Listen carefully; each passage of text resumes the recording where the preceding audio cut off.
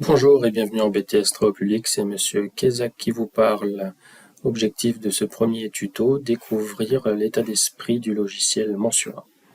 Donc quand vous êtes sur la page d'accueil de Mensura, vous faites une nouvelle affaire, vous avez ici la possibilité de télécharger certaines bases de données en fonction de type de chantier particulier que vous allez faire.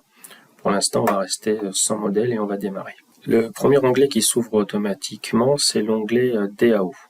Alors les onglets, en fait, vous pouvez les positionner en haut, en bas, à gauche, à droite, en faisant le bouton de droite sur l'onglet. Moi, je préfère le mettre en bas, c'est plus lisible, je trouve, que de le coller en haut par défaut. Une fois que vous êtes dans DAO, donc la DAO, c'est exactement le même principe que AutoCAD. Les icônes d'ailleurs sont identiques. C'est ici on va pouvoir dessiner en 2D ou en 3D directement dans cet onglet. L'état d'esprit vraiment du logiciel, c'est ici les modules qui se situent ici.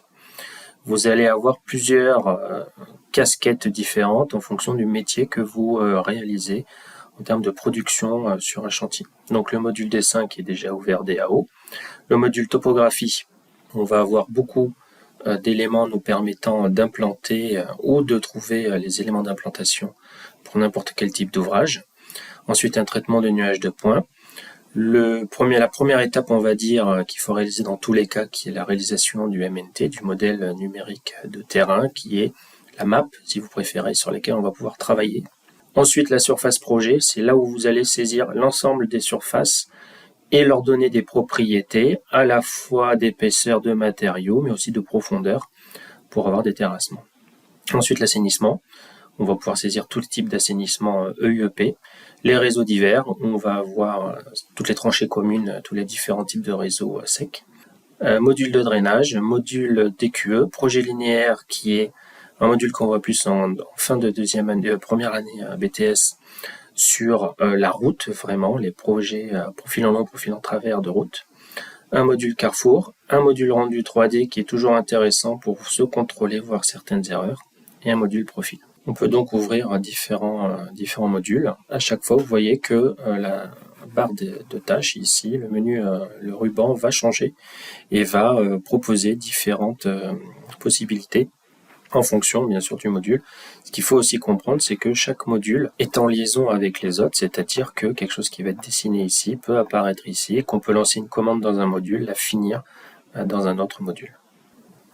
Donc pour commencer dans le module DAO, vous avez la possibilité de saisir des points, des lignes ou des polylignes. Il suffit de cliquer. L'utilisation du bouton de droite est aussi toujours important pour finir ou pour avoir des options dans les différentes commandes. Et vous avez ici donc différents onglets qui vous permettent de modifier, de rajouter des éléments, de sortir en impression, de gérer plusieurs choses. C'est assez intuitif, le fait de cliquer sur par exemple la polyline permet de la geler, de la basculer vers un autre calque ou de faire des modifications dessus.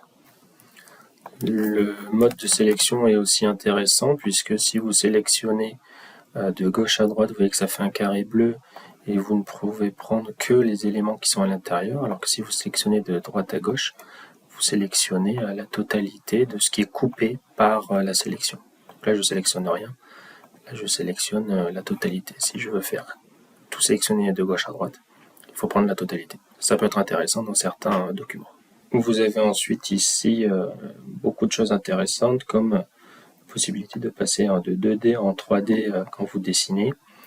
Vous avez aussi ce qu'on appelle le mode ortho qui peut être activé comme ça.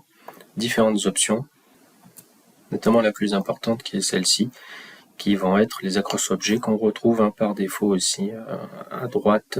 Donc par exemple ici, donc si on veut faire continue ici, on ne peut pas s'accrocher. Et bien, il faut venir ici activer le bouton pour pouvoir avoir l'accroche qui intervient. Voilà. C'était Monsieur Kezak, vous êtes toujours en BTS Travaux publics.